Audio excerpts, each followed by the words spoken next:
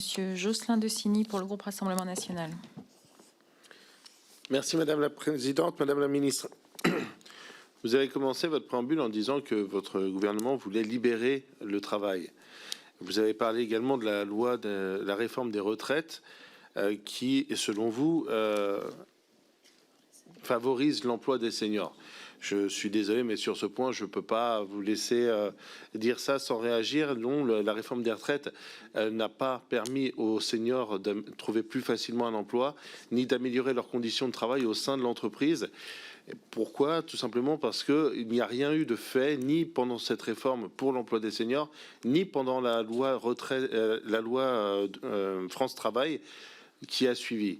Ce qu'il faut, c'est, à mon sens, changer de paradigme. Aujourd'hui, vous l'avez dit, on a toujours tendance à accompagner vers la pré-retraite et à faire des ruptures conventionnelles pour que les seniors partent plus tôt en retraite. Alors qu'en réalité, et là-dessus je suis d'accord avec vous, ils sont une véritable richesse pour l'entreprise. Ils ont acquis une expérience, ils sont d'une génération qui avait un savoir-être un savoir-être différent et peut-être plus important pour l'entreprise, des choses qui sont recherchées aujourd'hui par les recruteurs.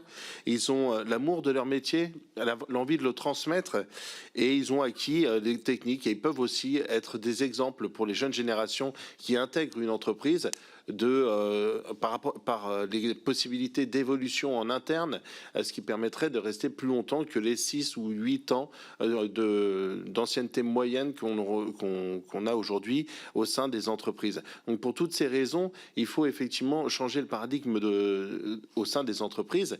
Et je ne sais pas ce que l'État, le gouvernement peut faire de lui-même pour changer les choses, mais je pense que c'est plus en accompagnant les entreprises dans la mise en place de dispositifs. On parlait tout à l'heure avec les partenaires sociaux de la possibilité des contrats aidés qu'il y avait eu, ou de l'accompagnement sur les postes de travail aussi qui peuvent être en binôme pour les jeunes, les apprentis et les seniors.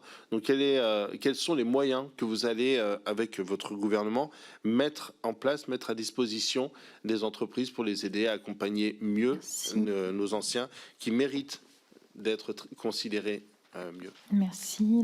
La parole est à Madame la Ministre. Merci beaucoup Madame la Présidente. Monsieur le député, peut-être juste pour revenir, parce que c'est le début de vos propos, sur l'effet de la réforme retraite sur l'emploi des seniors. En réalité, ce qui est vu, c'est que comme on repousse l'horizon, alors on voit, en tout cas même si les évaluations, elles devront être en cours et ça devra étayer ou infirmer ce que je suis en train de dire, mais en tout cas dans notre analyse, c'est du coup une chance supplémentaire pour être formé plus. Aujourd'hui, on voit que la formation en fait des seniors, elle s'effondre, comme si l'entreprise ne croyait plus ou pas assez en fait dans la capacité du senior de rester, et donc du coup ils n'investissent plus sur eux, donc ils ne les forment plus, et on sait que moins ils les forment, moins du coup ils les gardent, et du coup la sortie elle est encore plus dure, parce que faut pas être naïf, c'est plus dur de retrouver un travail quand on est senior, et encore plus on se rapproche. Et donc il se passe quoi? Il se passe qu'il y a d'une certaine manière, excusez-moi l'expression, mais des départs, des ruptures conventionnelles subies, qui se deviennent des sortes de pré-retraite, mais non souhaitée, alors même qu'on pourrait repenser ça autrement. Repenser ça autrement, ça veut dire quoi? Réinvestir sur la formation, faire peut-être des bilans encore plus tôt, puisqu'on n'a pas les mêmes métiers toute sa vie, parce que notre société, elle est ce qu'elle est aujourd'hui, et qu'on peut avoir 2-3 métiers dans sa vie. Peut-être aussi renforcer, je pense, la retraite progressive, mais quand elle est choisie par le salarié, et donc du coup construire des moyens pour réduire le temps de travail, mais de manière plus proportionnelle et pas se retrouver au chômage totalement. Je pense au cumul emploi-retraite pour ceux qui le souhaitent, parce qu'on peut être aussi en pleine santé et avoir envie de continuer, parce qu'on sait à quel point c'est du lien social. Et puis on ne travaille pas de la même manière quand on est artisan, quand on est indépendant, quand on est dans un grand groupe ou dans un petit groupe.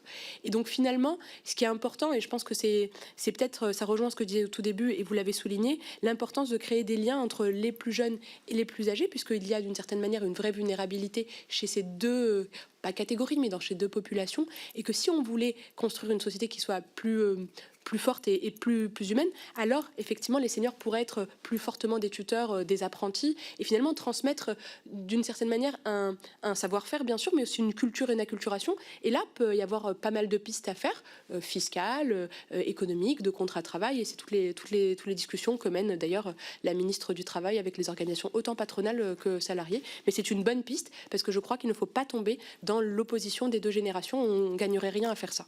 Je vous remercie. Merci. La parole est à Monsieur Boyard pour le groupe LFI NUPES.